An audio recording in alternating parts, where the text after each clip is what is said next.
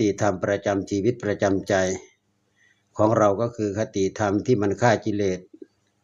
โกรธเขาเราร้อนใจโกรธทำไมร้อนใจตนเอง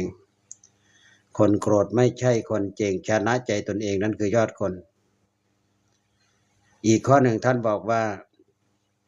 ทานนั้นแหละท่านแปลว่าเป็นการให้ทางนอกในสลัดออกไม่ห่วงหา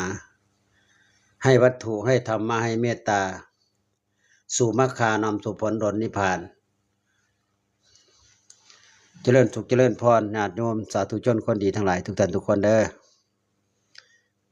ในช่วงนี้ก็เป็นเวลาอัน